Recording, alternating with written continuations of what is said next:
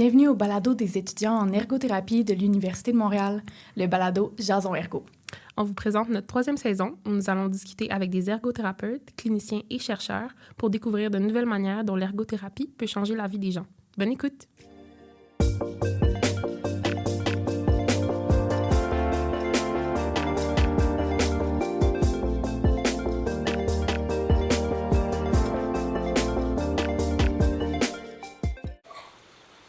Donc, bonjour à tous, nous voici pour un nouvel épisode pour le podcast Jason Ergo. Aujourd'hui, nous aborderons la sexualité, les activités intimes et le rôle de l'ergothérapeute avec nos deux invités, Louis-Pierre Auger et Samar Musulmani, ainsi que nos deux animatrices, Hélène et Justine. Monsieur Louis-Pierre Auger a obtenu sa maîtrise en ergothérapie à l'Université de Sherbrooke en 2013. Après avoir travaillé plusieurs années comme clinicien en réadaptation post-AVC, il a réalisé une maîtrise et un doctorat en sciences de la réadaptation en 2017 à 2023. Il entame aujourd'hui sa 3e année comme chercheur postdoctoral à l'Université McGill, plus spécifiquement à l'Institut des sciences de l'éducation en santé et à l'École de physiothérapie et d'ergothérapie. Depuis 2017, M. Auger est également affilié au Centre de recherche interdisciplinaire en réadaptation de Montréal métropolitain. Samar Musulmani est ergothérapeute en soutien à domicile au CIUS du Saguenay-Lac-Saint-Jean et candidate au doctorat en sciences de la santé à l'Université de Sherbrooke. Elle a contribué à la rédaction d'un guide de pratique qui aide les ergothérapeutes à adresser la sexualité avec leurs clients vivant avec une maladie neuromusculaire. Merci beaucoup, Louis-Pierre et Samar, de nous joindre aujourd'hui. Le thème de la sexualité et des activités intimes n'est peu abordé dans l'enseignement et la pratique en ergothérapie. Pourquoi vous y êtes-vous intéressé? Je peux commencer, puis je vais te laisser ensuite, Louis-Pierre. Moi, c'est qu'alors que j'étais étudiante, c'est pas moi qui a eu l'idée, là, c'est ma directrice à ce moment-là là, de maîtrise professionnelle, professeure Cynthia Gagnon, qui, elle, avait remarqué des besoins quand elle travaille beaucoup en maladies neuromusculaires. Elle allait à des conférences de patients, puis c'est les patients qui lui sont venus avec ce besoin-là. Puis elle aussi a travaillé avec des jeunes dans des camps là pour les jeunes, puis aussi avait remarqué ce besoin-là. Donc, c'est elle qui s'est dit, je vais utiliser un projet de maîtrise professionnelle avec des étudiantes en ergo pour voir qu'est-ce qu'on peut faire à ce niveau-là pour soutenir les ergothérapeutes. Puis, c'est de là qu'on a né. Puis, Louis-Pierre, on s'est rencontrés au travers de ce guide-là parce que ça faisait partie de nos experts dans le domaine. Merci Samar, puis merci Justine et Hélène encore une fois là, pour la belle invitation. Là. Ça fait vraiment plaisir d'être là avec vous, puis bravo pour votre leadership, là, vraiment. Puis à toute votre équipe, là. Moi, personnellement, la sexualité, ça a toujours été un sujet qui m'a intéressé comme individu. Puis, en fait, au moment de la formation en ergothérapie, moi, là, c'était de 2009 à 2013, j'avais remarqué qu'on n'en avait pas beaucoup parlé dans nos cours. Fait que, tu sais, au début, moi, quand j'ai gradué puis que je pratiquais en réadaptation post-AVC, tu sais, je l'intégrais pas vraiment, moi non plus, la sexualité, là, comme clinicien, là, surtout dans les 2 premières années de ma pratique. Puis, en fait, c'est quand un de mes propres patients m'a posé des questions directement par rapport à la sexualité que là, je me suis rendu compte, oh, OK, ça peut faire partie des services que mes patients demandent. Donc là, ensuite, je me suis posé la question, est-ce que ça fait partie de mon rôle d'en parler? Je me suis renseigné. Et là, c'est de fil en aiguille, à force de lire, là, l'intérêt personnel est devenu un intérêt professionnel. Me voilà aujourd'hui, puis ça permet aussi justement de rencontrer des belles personnes comme Samar dans le cadre de cette recherche-là. Puis, vous avez parlé de votre guide de pratique. Est-ce que vous savez s'il est vraiment partagé à travers l'ensemble du Québec et utilisé, rapporté par les autres ergos? Dans le fond, nous, c'était important qu'il soit gratuit. Dès le départ, là, c'était un guide là, qu'on voulait rendre accessible facilement. Donc, il y a une première version qui est sortie en 2018 en français. Du guide de pratique, fait que ça c'est disponible, ça a été utilisé, puis des fois les gens le trouvent soit par recherche, j'ai des gens en France qui l'utilisent aussi, j'ai même des patients qui me googlent puis qui voient ce guide-là, puis là, ah ouais, tu parles de la sexualité, toi, fait que ça a quand même fait quelques petits, puis je pense qu'il y a 2 ans, on avait tellement de demandes, puis moi j'allais le présenter, je présentais les interventions, puis tu sais Louis-Pierre aussi, en sexualité auprès d'organismes, tu sais, comme Dystrophie musculaire Canada, qui avait une grande clientèle anglophone aussi. Puis ça nous a été demandé de l'avoir en anglais. Donc, c'est le projet qu'on a fait l'année passée. Donc, il y a 2 ans, on a traduit puis validé le guide pour le Canada anglais. Puis là, il est disponible sur Savoir UDS aussi, là, puis il y a un lien aussi à partir de notre site web de notre groupe de recherche là, pour y accéder. Fait qu'on a maintenant 2 versions du guide, français et anglais. Ah, ben c'est Mhm. super. Et si Puis je vous peux avez... ajouter, Oui, excuse-moi allez-y. Justine, si je Non, peux ajouter, allez-y. tu sais, moi j'ai la chance de faire beaucoup de formations là, à des ergothérapeutes puis à d'autres cliniciens là, sur la sexualité. Et moi, en fait, je le diffuse beaucoup, le guide de Samar, là, qui est maintenant aussi, j'ai la chance de pouvoir dire en anglais, c'est un peu notre guide, vu que je suis collaborateur. Là. En fait, à chaque fois, là, il est tellement bien reçu par les cliniciennes et les cliniciens parce que c'est une ressource qui est vraiment hors du commun en sexualité. Tu sais, il n'y en a pas beaucoup des guides de pratique qui contiennent des répertoires d'éducation sur la sexualité, mais aussi de solutions qui sont vraiment centrées sur des incapacités, en fait. Fait que ça fait que le guide de pratique de Samar puis de son équipe, vu que de la manière dont il a été développé, peut vraiment être généralisé à plusieurs autres clientèles que les maladies neuromusculaires, justement à cause de comment il a été conçu. Fait qu'il y a vraiment une belle utilité, là, une belle pertinence pour les cliniciens, puis je pense aussi pour la recherche puis l'éducation, là. Mais oui, certainement. Mais ça serait super pertinent aussi que vous nous envoyiez le lien par la suite. Comme ça, nous aussi, on pourra le publier avec l'épisode. Je pense que ça serait vraiment super parce que nous, à l'école, vraiment le seul cours que nous avons eu, c'est avec vous, Louis-Pierre, le cours à la maîtrise en gérontologie. Donc, c'est même pas un cours que tout le monde est obligé de prendre. Donc, ça fait en sorte qu'il y a peu de personnes nécessairement qui vont explorer ça. Donc, ça serait autant pertinent pour les étudiants pour qu'ils en apprennent davantage aussi. Comme on peut voir un peu, il y avait un certain manque dans la littérature au début sur le rôle de l'ergothérapeute et la sexualité, mais aussi, je pense qu'il y a un peu, c'est des fois parfois peut-être perçu comme tabou les situations de handicap et la sexualité. Donc, on trouvait pertinent de faire un jeu de mythe ou vérité avec vous. Donc, en gros, Hélène et moi, on va vous nommer des énoncés, puis par la suite, vous pourrez prendre le temps pour démystifier ça ou élaborer si c'est une vérité. Comme ça, on pourra aider notre public à voir un peu plus c'est quoi le rôle de l'ergo, mais en même temps, essayer aussi de démystifier la sexualité, les activités intimes. Le premier énoncé, c'est les personnes en situation de handicap sont asexuées, incapables ou non intéressées par le sexe ou les relations amoureuses. Je peux peut-être y aller avec celle-là, Samar, si ça va. Fait que je dirais que c'est faux.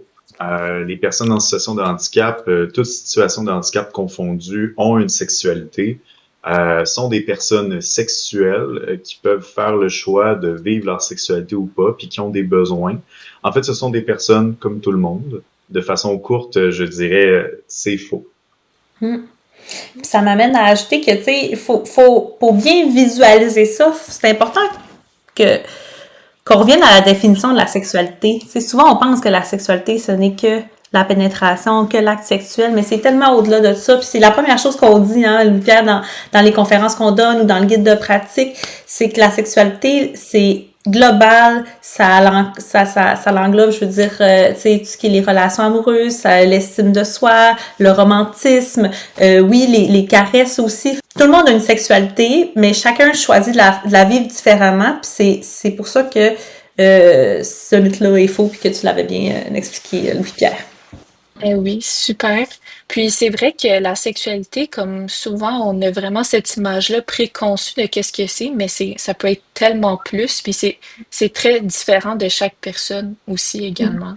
Et si je peux Super. ajouter aussi, Justine, je sais pas s'il y a des vrais ou faux qui s'en viennent qui portent là-dessus, mais tu sais, la sexualité, ça peut aussi très bien se vivre avec soi aussi. Il y a beaucoup Absolument. d'activités qu'on fait individuellement puis qui sont très valides puis qui peuvent être très satisfaisantes, par exemple la masturbation, puis que c'est important qu'on en parle aussi. Donc, puis les activités à plusieurs ou à deux, ben ça se vit pas nécessairement toujours dans un couple fermé ou dans un couple stable aussi. Effectivement, c'est intéressant d'y réfléchir à la sexualité d'une manière beaucoup plus élargie disons, ce qu'on peut voir généralement dans les médias ou dans les discours qu'on peut entendre, là.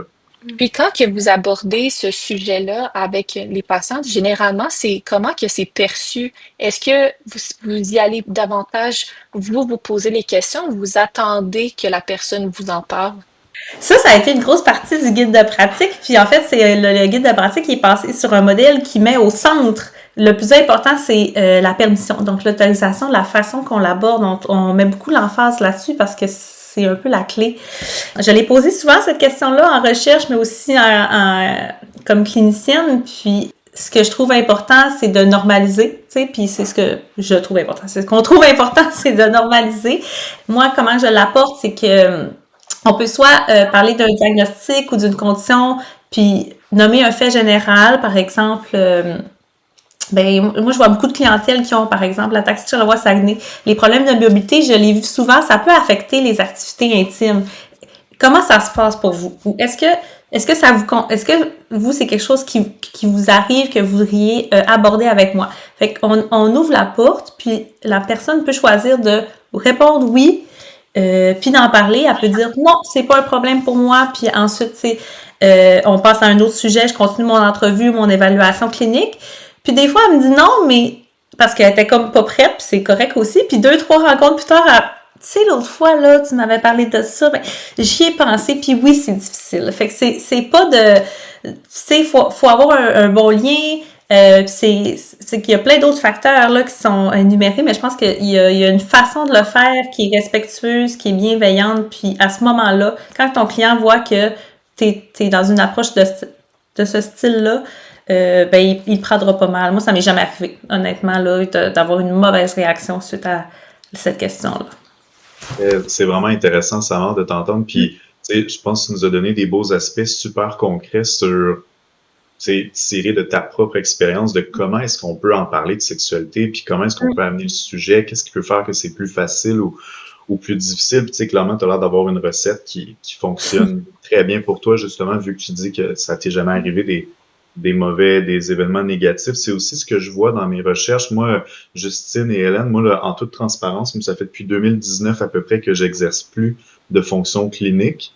J'ai eu quelques patients durant mon doctorat là, en réadaptation sexuelle dans le cadre d'un stage, mais l'expérience de Samar, elle est beaucoup plus étendue de ce côté-là. Là. Moi, ce que je dirais, ce que j'ajouterais à ce que Samar a dit, c'est que c'est notre responsabilité comme professionnels de la santé d'amener le sujet de la sexualité. Tu sais, je reprends un peu une partie de ta question, Justine.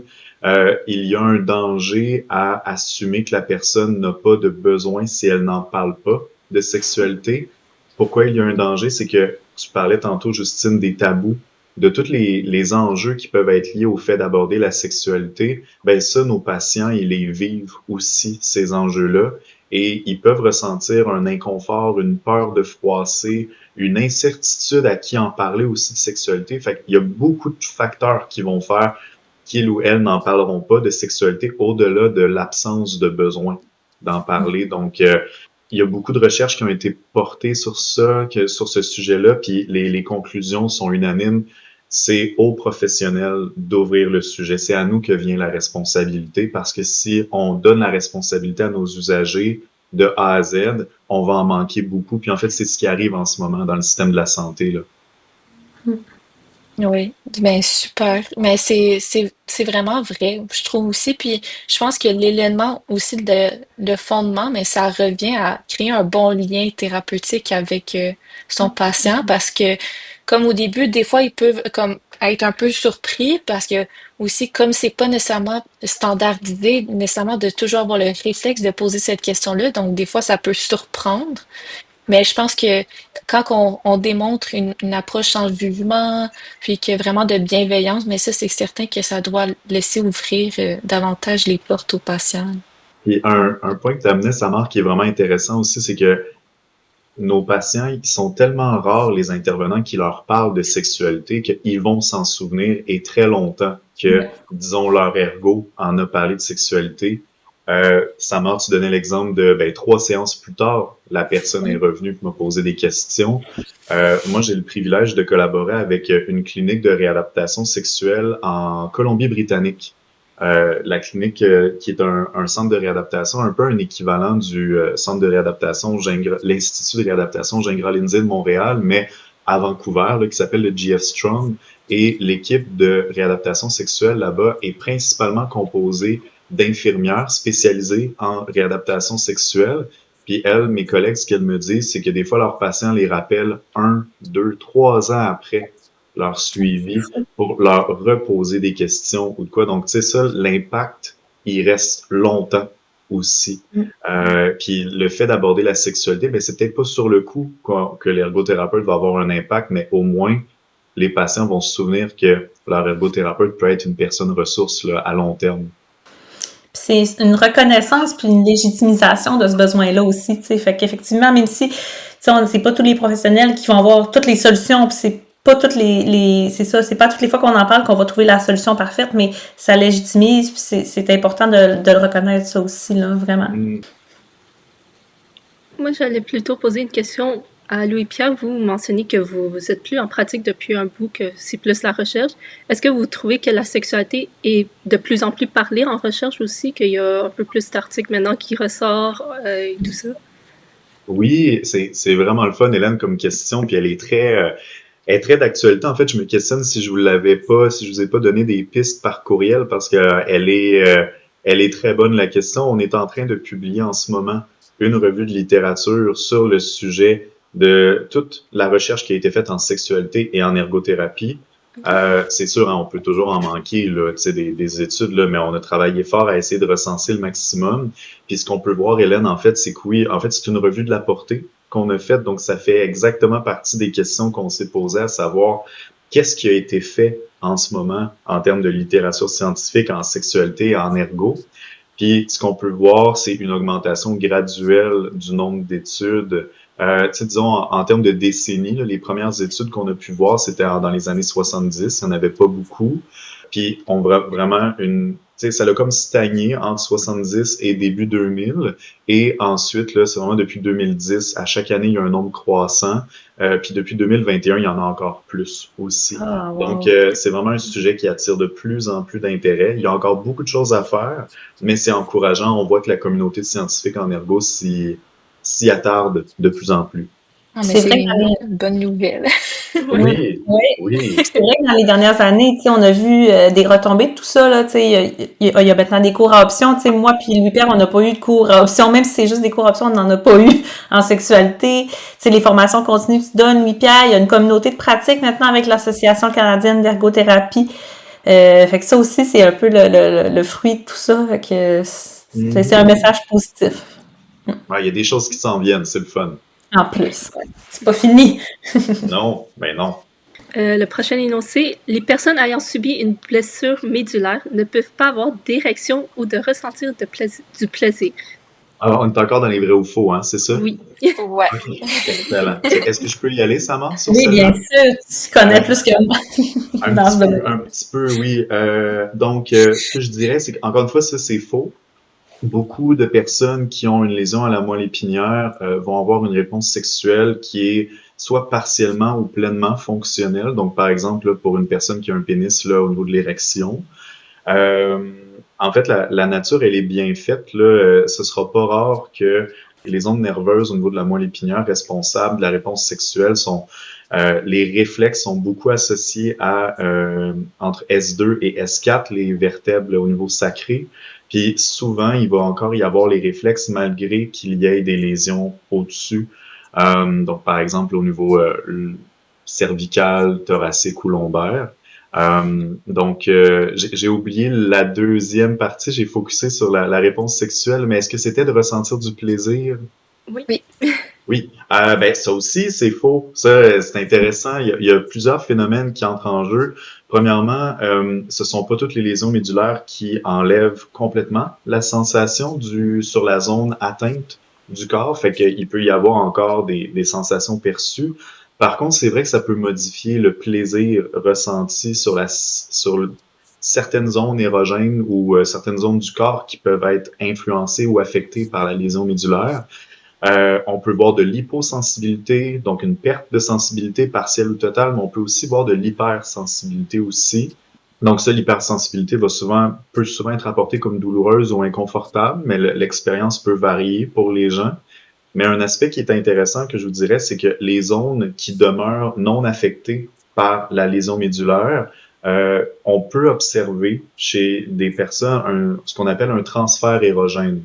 Donc, un transfert érogène, en fait, c'est le transfert d'une zone érogène qui est maintenant sur la zone affectée du corps. Bien, le transfert érogène va faire qu'une autre zone érogène va peut-être procurer maintenant plus de plaisir si elle est stimulée. Par exemple, peut-être les oreilles, le cou, ou toute autre zone du corps. C'est vraiment, on dirait, une sorte de stratégie que le corps adopte pour continuer à ressentir du plaisir malgré les conséquences que le corps vit par rapport à une condition de santé, là, comme, disons, la lésion médulaire. Mais moi, je trouve ça intéressant pour le transfert de zones érogènes parce que souvent, on dirait que c'est tout le temps dit un peu en blague de comme, ah, frotte-lui le lobe d'oreille ou frotte-lui le coude, alors que euh, pour de vrai, ça peut arriver, puis que c'est vraiment comme, ça peut vraiment permettre du plaisir à la personne. Oui, puis merci Justine. Tu sais, ce que tu amènes justement, ça ramène beaucoup aussi à la variabilité entre les personnes, peu importe aussi là, si on fait partie de la diversité capacitaire ou pas. Tu sais, chaque personne va avoir des ressentis différents aussi, puis les zones érogènes, les zones plaisantes, les zones déplaisantes, ou les zones qui amènent à rien aussi. Hein, tu sais, c'est pas, il y a un spectre. Hein, tu sais, des fois aussi, c'est juste des zones que ben, tu la stimules, puis ben, c'est plus ou moins plaisant. Tu sais, c'est peut-être pas nécessairement ça qui me plaît le plus. Il y a des personnes pour qui c'est le dos, ça peut être le genou, ça peut être, tu sais, vraiment, ça varie beaucoup, puis nonobstant la présence d'une condition de santé. Tu sais, c'est juste que en plus, cette variabilité-là, quand on amène, par exemple, une lésion médulaire, ben, euh, on la voit encore plus ressortir parce que, disons, peut-être, il y a certaines zones érogènes qu'on est peut-être plus porté à considérer, par exemple, peut-être les organes génitaux, la région périnéale, entre autres. Mais c'est comme, on dirait, une sorte de réflexe qu'on a, puis qui peut nous amener des fois à en oublier d'autres que nous aussi, on a déjà, même si on n'a pas de conditions de santé, là. Donc, c'est fou comment que le corps humain, il s'adapte, mais aussi comme on est semblable, mais pas semblable en même temps. Donc, c'est Exactement. Exactement. Puis ça résonne beaucoup avec notre approche centrée sur le client, hein, en Mhm. ergothérapie, tu sais. Fait que je trouve que la sexualité, ça nous amène vraiment à nos bases en ergo d'approche individualisée et holistique, parce qu'on n'a pas le choix en sexualité. En sexualité, là, des idées préconçues, puis de nous dire, ah, ça doit se passer comme ça ou de telle manière, sans demander à la personne, on a des grands risques de se tromper, en fait. Prochain énoncé. Donc, avec l'âge, on arrête d'être actif sexuellement. Non, c'est faux. Ce n'est pas vrai pour tout le monde. Ce qu'on peut voir, par contre, selon la recherche, c'est que la sexualité change plus on évolue dans la vie, mais c'est vrai pour tout âge. Les expériences vont varier parmi les personnes, mais plus on avance en âge, ce qui ressort selon certaines études, c'est certains changements au niveau de la réponse sexuelle, par exemple peut-être un ralentissement de la réaction du corps, mais donc par exemple ça pourrait prendre peut-être un peu plus de temps avant d'obtenir une lubrification vaginale qui est satisfaisante. Peut-être que ça prendrait plus de temps pour atteindre l'orgasme aussi, peut-être plus de temps, plus d'efforts, peut-être des changements dans les activités sexuelles. Donc, pour certaines personnes, ça va être des rallongés. Pour certaines personnes, ça va être de raccourcir la durée ou de changer aussi. Est-ce que les personnes sont capables d'atteindre l'orgasme ou pas? C'est vrai que ça peut amener des changements, mais en fait, ça va être au cas par cas. Puis c'est que ce qu'il faut pas négliger, c'est que dans le vieillissement, on a un plus grand risque d'avoir des conditions de santé aussi, par exemple des conditions de santé chroniques. Donc, des fois, ça peut être difficile de venir départager, mais qu'est-ce qui est lié à l'âge, puis qu'est-ce qui est lié à une condition de santé que j'ai. Donc, fait que c'est ça, je nuancerais en disant, ben, ça se peut qu'il y ait des changements, mais les personnes qui le veulent demeurent actives et actifs sexuellement. C'est seulement plus de l'adaptation qu'on peut voir. Ouais. Fait que, tu sais, le message aussi, c'est que oui, peut-être les pratiques, la fréquence, tu sais, de l'acte sexuel peut diminuer, mais la signification de la sexualité, pour la personne, elle ne change pas ou elle s'adapte en fonction de la personne, vraiment. Et souvent, on a l'idée préconçue que les personnes âgées ne sont plus actifs du tout. Donc, je trouve que vous amenez vraiment une belle nuance pour dire comme peut-être c'est pas autant que on pense aux jeunes, comme les jeunes adultes qui le font comme plus souvent, mais c'est juste, ils s'adaptent, puis c'est à leurs conditions, autant via leur âge, mais aussi leurs conditions de santé. Exact. Oui. Je pense que ça ramène aussi à la définition de la sexualité que vous avez mentionné au tout début, que c'est vraiment plus large que ce qu'on voit dans les Ouais, médias, la définition qui est très courante que ce qu'on pense. exact. Puis je pense que la société change un peu avec nous aussi, tu sais, on est, tu sais, cette définition de la sexualité ou cette approche-là, ben c'est plus de gens qui sont familiers avec la sexualité, ce n'est pas juste un acte, tu sais, que ce n'est pas juste la pénétration. Fait que je pense que plus ça va aller, plus les personnes futures âgées vont plus ça va aller, plus les personnes âgées, justement, vont savoir que la sexualité, c'est plus que l'acte, puis ils vont peut-être nommer participer plus ou faire, tu sais, trouver des façons différentes, puis ça va être pleinement satisfaisant, là. Fait que c'est juste... Donc, je vais y aller avec le prochain énoncé. Il existe des jouets sexuels adaptés pour les personnes ayant des restrictions de mobilité. Très intéressant, oui! Là-dessus. La réponse est oui. Je pensais que c'était juste des mythes, mais il y a des vrais ou faux, là. C'est super. Dans le fond, on a fait un travail, ben pas moi, mais une collègue, là, avait fait un travail, Mireille Gagnon-Roy, là, de recension des objets sexuels, il y a quelques années, puis on l'a intégré au guide de pratique. Donc, elle, ce qu'elle est allée faire, c'est qu'elle est allée voir qu'est-ce qui existait, puis c'est pas écrit, mettons, noir sur blanc, ceci est un jouet sexuel. C'est pour les personnes en situation de handicap. On n'est pas là, c'est qu'il y a des jouets sexuels de par leur nature.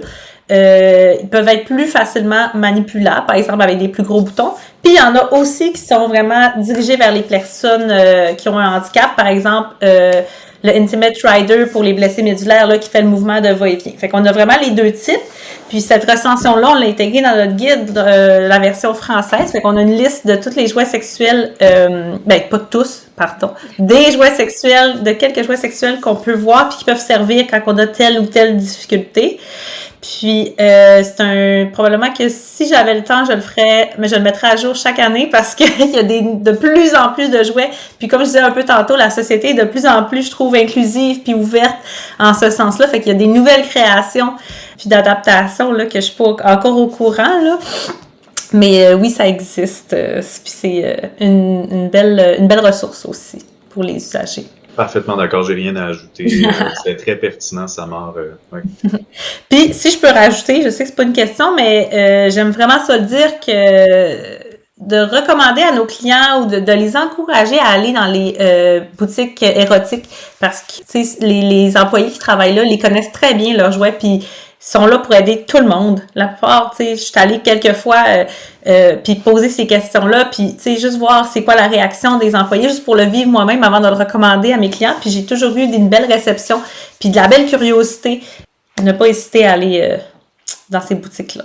Oui, ça c'est vrai, ça peut être vraiment des belles collaborations là, à instiguer, là, tu sais, un peu comme quand on collabore avec des spécialistes en positionnement ou des orthopédistes, pas des orthopédistes, des orthésistes ou tu sais là. C'est exactement ça. Merci, Samantha. Tu sais, je veux dire, les ergots, souvent, on collabore avec des gens qui ont d'autres spécialités qui sont complémentaires aux nôtres pour répondre aux objectifs de nos patients. Une fois qu'on a évalué le besoin avec eux, tu sais, qu'on a vu, OK, vous avez une perte de participation dans vos activités liées à la sexualité, d'accord, tu sais, ou vous avez envie de faire du développement de votre participation de ce côté-là.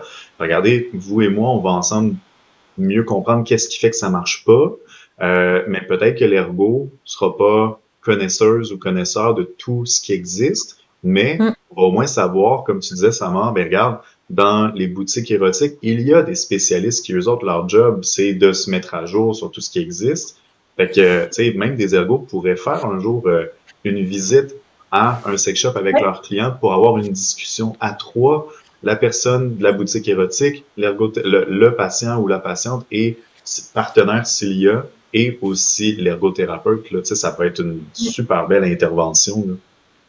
Parce qu'on est vraiment des experts en analyse de l'activité. Fait qu'au même titre que de trouver une nouvelle façon de couper des légumes, mais ça peut être une nouvelle façon, ou de se brosser les dents, ça peut être une nouvelle façon de se masturber, par exemple. Puis c'est des techniques qu'on utilise régulièrement comme un bracelet universel pour tenir justement sa brosse à dents ou son rasoir. Ben ça peut servir peut-être pour tenir son jouet sexuel. Fait que c'est toute une approche qu'on a, puis c'est dans nos réflexes, c'est dans notre lunette ergo, tu sais, fait que pourquoi pas l'utiliser pour cette activité-là, ce domaine de l'activité.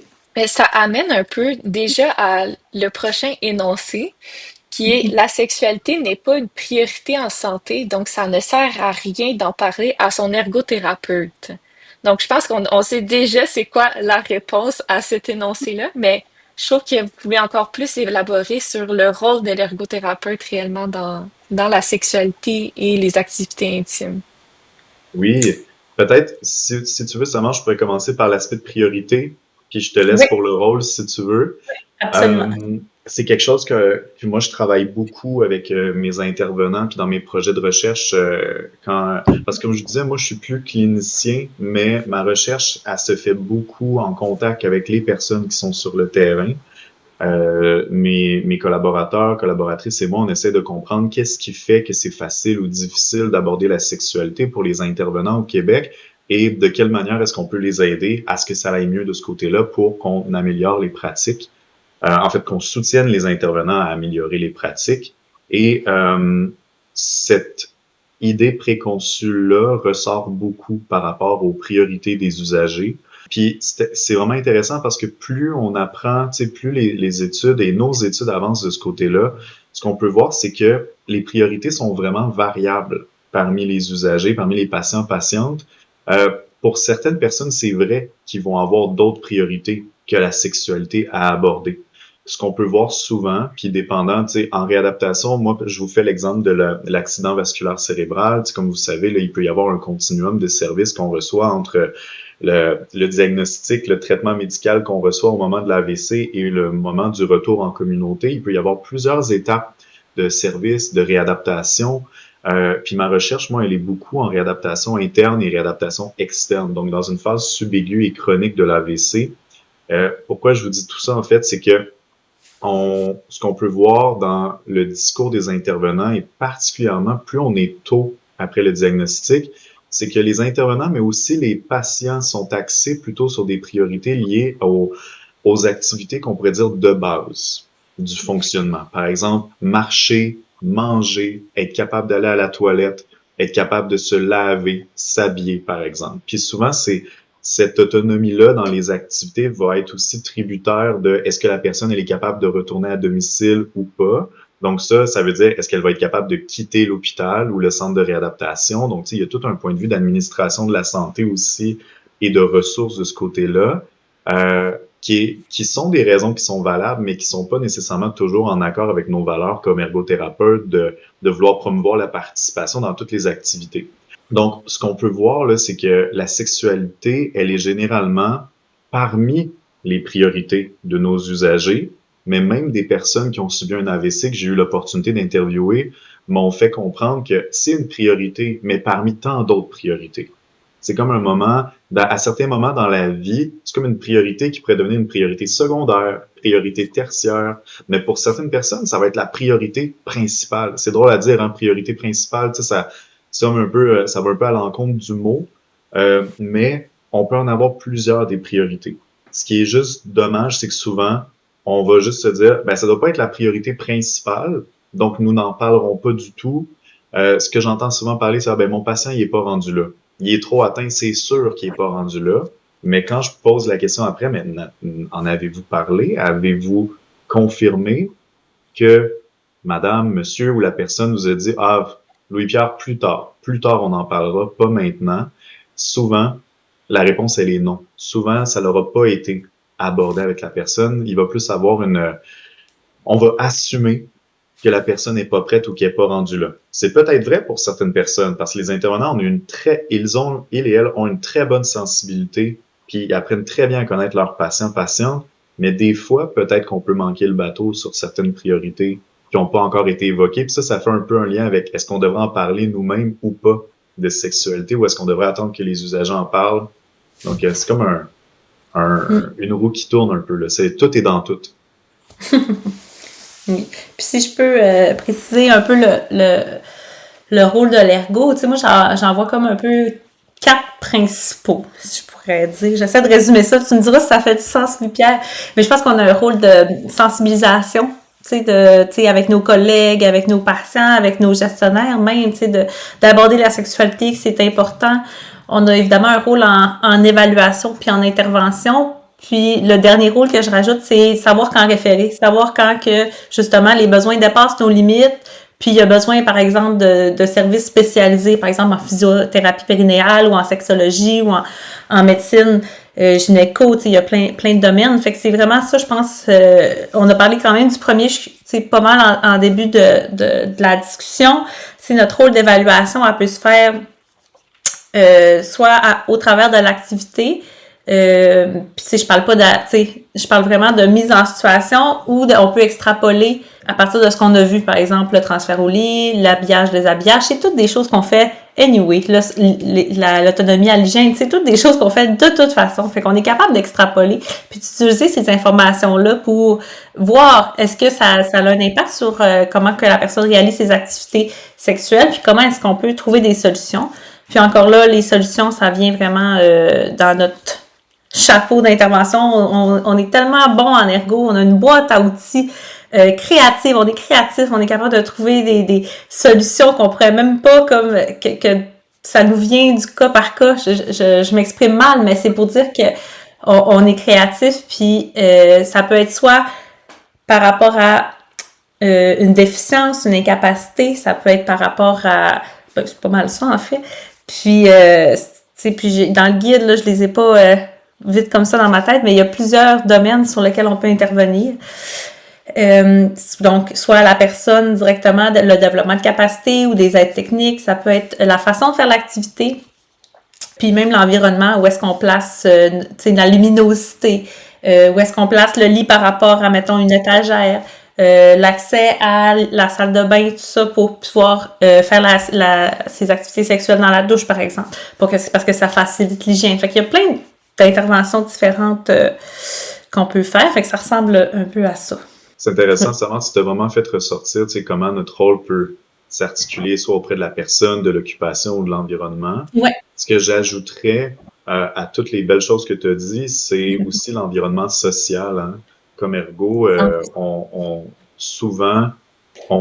pas souvent, mais oui, on va regarder l'environnement physique, mais au niveau de la sexualité aussi, l'environnement social là, a un gros impact. C'est, par exemple, le ou les partenaires, mais aussi peut-être la considération des autres professionnels qui sont impliqués avec nos usagers aussi. Tu sais, par exemple, est-ce qu'on a des personnes infirmières préposées aux bénéficiaires? Est-ce qu'il y a, par exemple, déjà une personne sexologue au dossier avec qui on pourrait collaborer? N'importe quelle autre discipline qui est pertinente. L'interdisciplinarité la sexualité, elle est tellement globale que des interventions interdisciplinaires, c'est toujours à favoriser quand la situation s'y prête, là, tu sais. Donc, tu sais, je voudrais juste ajouter ça, tu sais, que l'intervention de l'ergo peut aussi être de soutenir l'environnement qui eux-mêmes soutiennent nos patients. Puis ça peut être, par exemple, d'intégrer les partenaires dans les interventions qu'on fait. Donc, ça peut se décliner de plusieurs manières, notre rôle, là.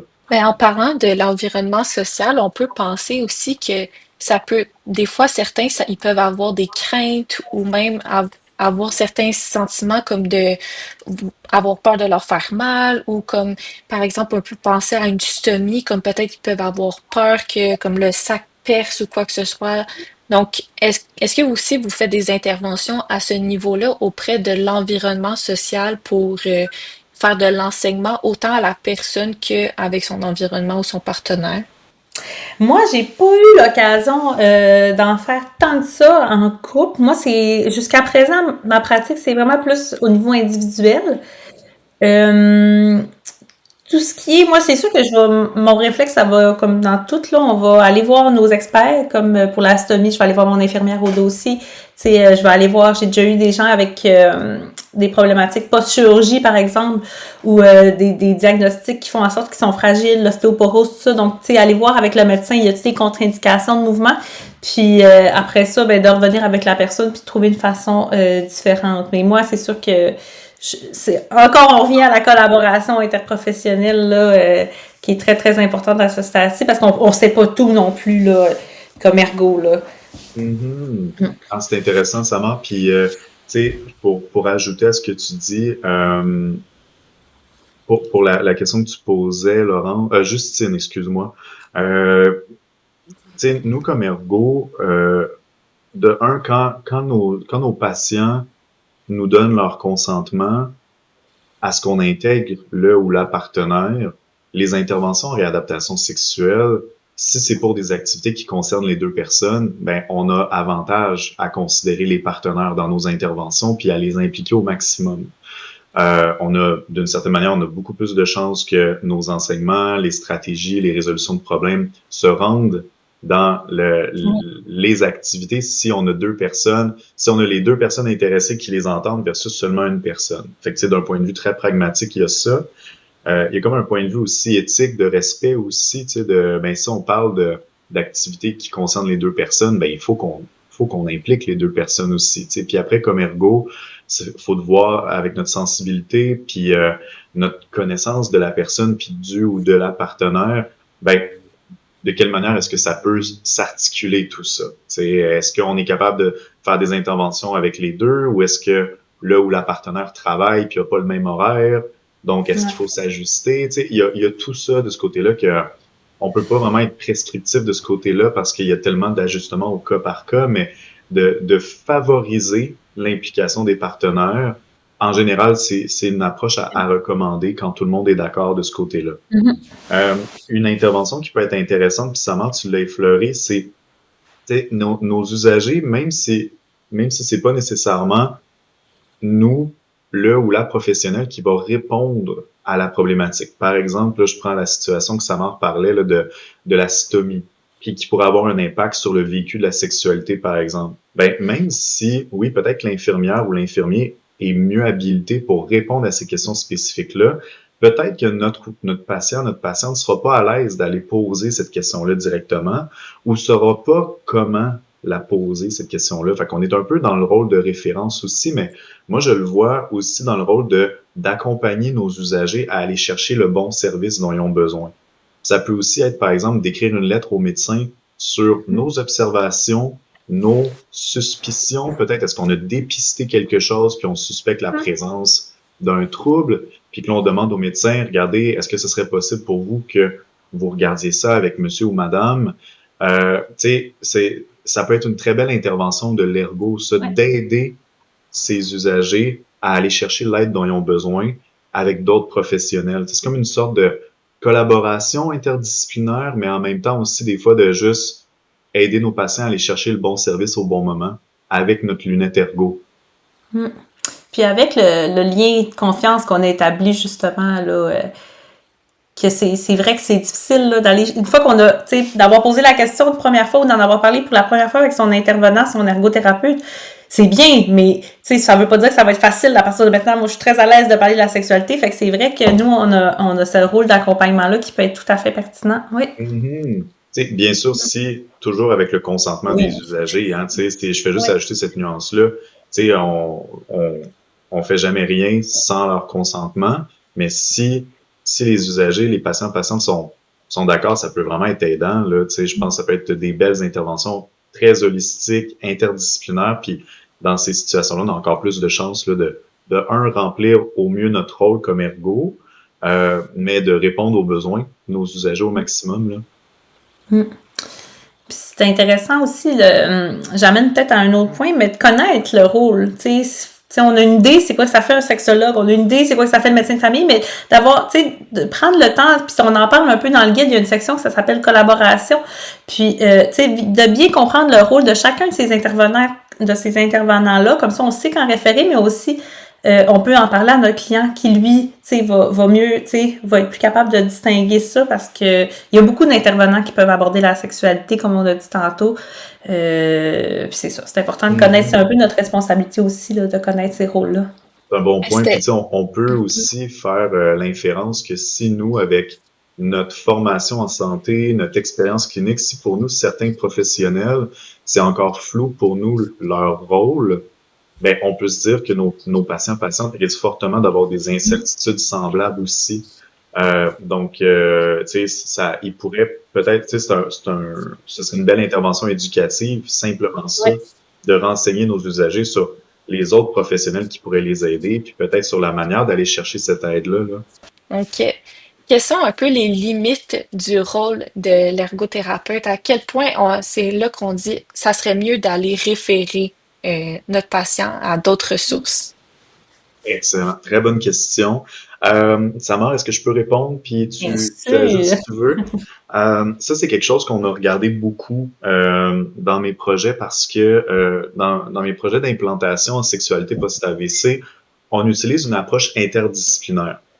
Donc, parce que la visée, en fait, c'est d'améliorer les soins pour les patients et non pas de mettre au devant une profession. T'sais, on est plutôt, on veut améliorer la qualité des services, puis que la personne reçoive le bon service au moment où elle en a besoin, que ce soit dans une visée disciplinaire ou interdisciplinaire. Au niveau fait qu'on s'est assis en équipe puis avec des intervenants pour un peu venir clarifier c'est quoi les différents rôles potentiels des différents professionnels. C'est un peu parallèle à ce que Samar a fait dans le guide, Samar et son équipe. Nous, en fait, on est comme venu les contextualiser un peu plus à l'AVC.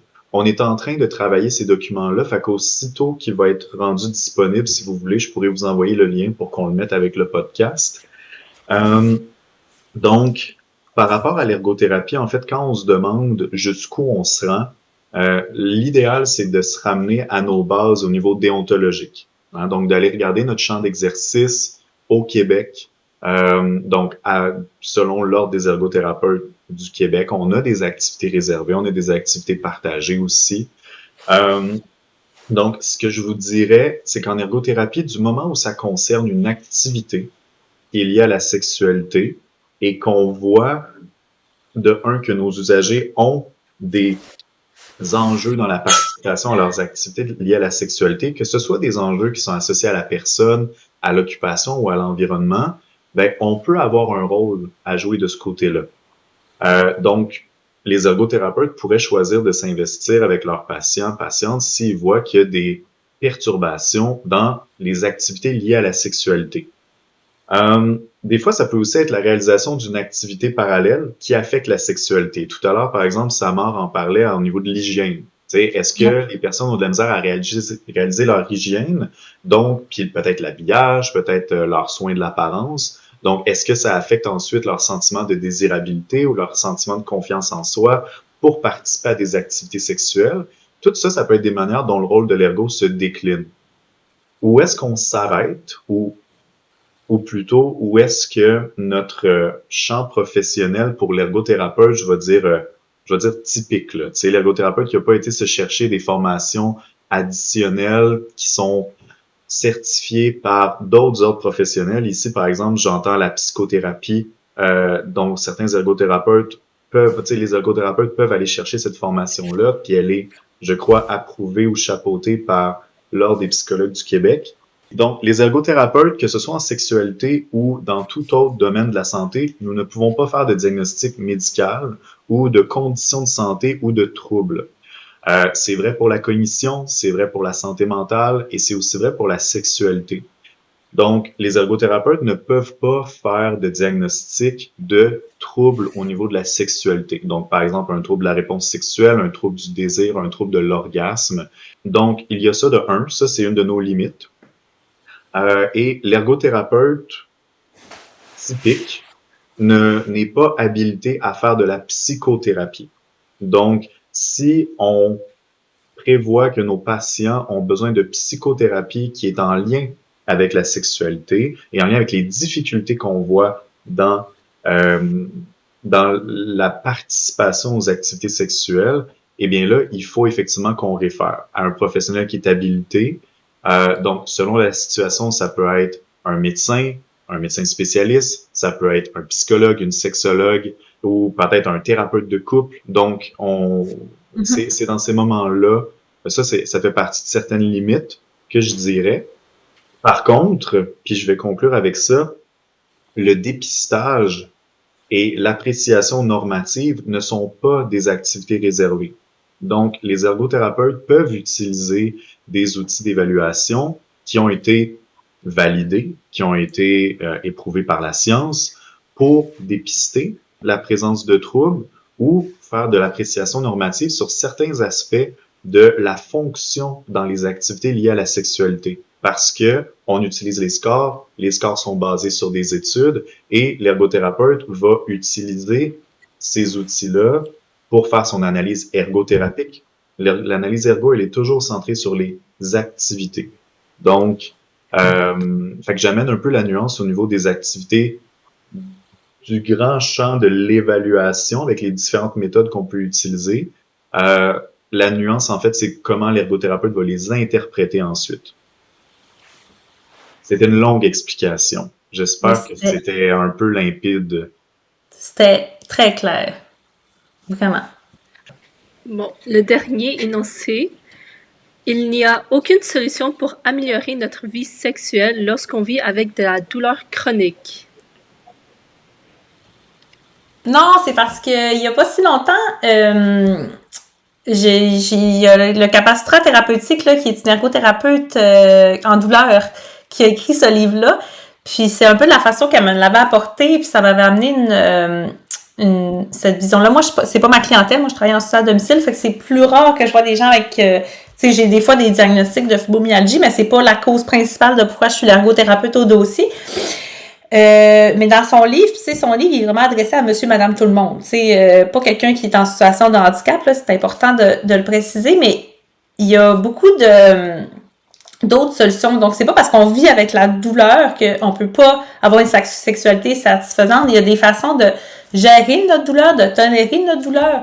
Il y a une façon aussi de choisir puis adapter nos activités sexuelles en fonction de cette douleur-là. Parce que, par exemple, on peut choisir d'avoir de faire nos activités sexuelles, peut faire se masturber ou nos relations avec notre partenaire, ben ça peut être plus le matin si on se réveille puis on est moins en douleur, ça peut être le soir, ça peut être à la douche parce que la chaleur, tu sais, nous réchauffe, nous rend plus flexibles ou malléables. Fait qu'il y a plein de façons qu'on peut justement surmonter cette douleur-là. Puis c'est important de se rappeler aussi que l'activité sexuelle, c'est un traitement pour, justement, soulager la douleur. Fait que ça libère des hormones, des neurotransmetteurs qui font en sorte qu'on se sent bien après. Fait que ça peut être aussi une belle modalité. Fait que je ne l'ai pas dit au début, mais c'était faux, ce mythe.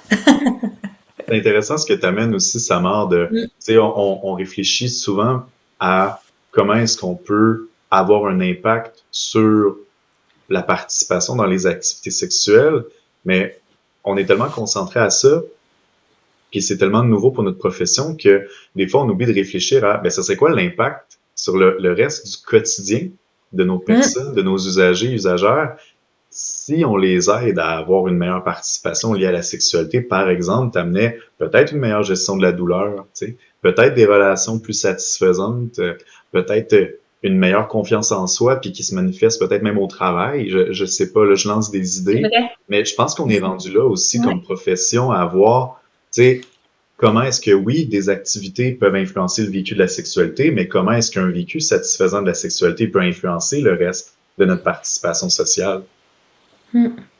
Absolument.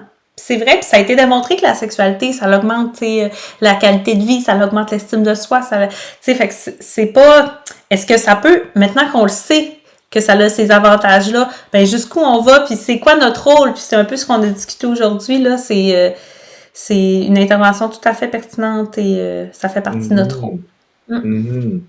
Puis peut-être juste là pour ajouter là, l'information, tu parlais tout à l'heure le livre Le Kama Sutra thérapeutique qui est par Véronique Gibault, une de nos collègues.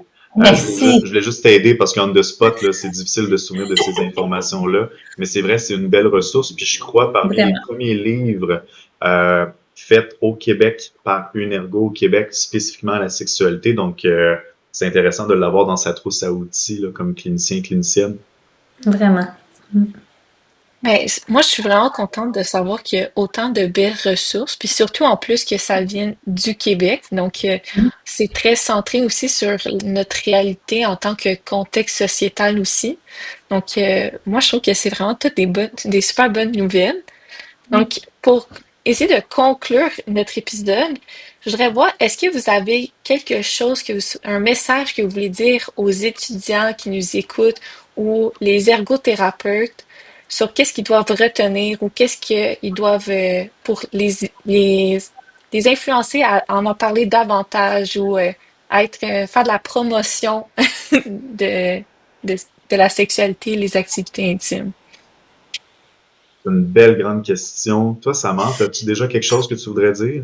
Ouais, j'ai peut-être deux grands points. Mon premier, c'est, tu sais, parce que je sais que ça fait peur d'aborder la sexualité. On a peur tu sais, de briser notre relation thérapeutique. On a peur d'ouvrir une boîte de Pandore. Mais je tiens à le répéter, je l'avais dit un peu au départ, mais c'est quand c'est fait d'une approche bienveillante puis respectueuse, là, la pire chose qui va arriver, c'est que la personne va vous dire non. Puis vous allez passer à votre prochaine question. Vaut mieux prendre le risque, c'est notre responsabilité, parce que ça peut tellement faire de bienfaits pour notre clientèle. Puis c'est un peu ça mon deuxième point aussi auquel j'arrive, c'est se rappeler que la sexualité, ça fait partie de la qualité de vie de l'être humain puis de ses besoins fondamentaux. Fait que c'est très important d'en parler.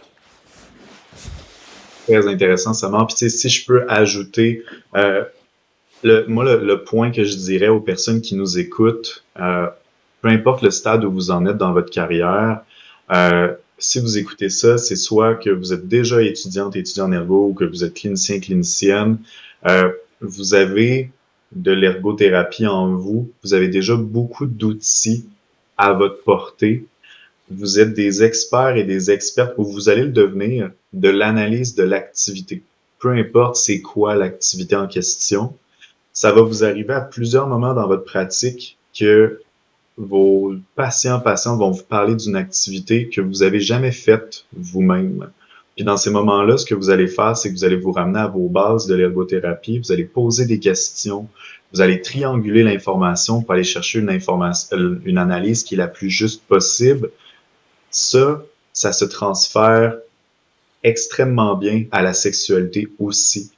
Donc, vous n'avez pas besoin d'être des spécialistes du positionnement, des spécialistes des sex toys, des spécialistes de la médication pour être des bons ergots qui abordent la sexualité. Vous avez besoin d'être des bonnes personnes qui sont bienveillantes, qui avaient une bonne capacité d'écoute et qui avaient une bonne capacité de faire de l'analyse de l'activité. À partir de ça, vous avez les bases pour identifier les besoins de vos usagers, puis aussi à savoir est-ce que c'est vous qui êtes bien placé pour y répondre ou est-ce que vous avez besoin d'autres collègues pour aider votre usager. Mais n'oubliez pas que référer, c'est une très belle intervention clinique aussi, et de simplement aborder la sexualité, même si vos usagers vous disent merci mais non merci, c'est une intervention de qualité aussi parce que vous avez ouvert cette porte-là. Donc, plusieurs petits messages dans un gros, mais je voulais juste ajouter ça à toutes les belles choses que Samar a déjà dit. Mais en tout cas, vos deux speeches là, ensemble, ça amène un beau speech de vente. Moi, j'ai été convaincue. Donc, je sais pas pour toi, Hélène, mais moi, j'ai été 100% convaincue. Donc, notre public aussi, je suis Merci. certaine qu'ils vont l'être. Mais merci beaucoup, Louis-Pierre et Samar, d'être venus à notre épisode. Ça a été super enrichissant de vous entendre, puis de savoir aussi que c'est un sujet émergent, puis que peut-être ça va faire encore une partie, encore plus de notre pratique qui arrive aussi comme on est encore étudiante, mais aussi que peut-être d'en part de l'enseignement également aussi. Donc, il y a vraiment de belles voix qui nous attendent. Donc, je vous remercie beaucoup autant pour votre implication dans le podcast, mais aussi au sein de la communauté de pratique en ergothérapie. Merci Oui, beaucoup, puis merci pour la belle merci. invitation. Là, vraiment, ça a été un plaisir. Puis bravo pour ce que vous faites. Là. C'est une très belle manière de disséminer de l'information là, autre que par des articles puis des choses écrites. Là, c'est vraiment une belle opportunité. Merci. Oui, merci beaucoup, Hélène et Justine.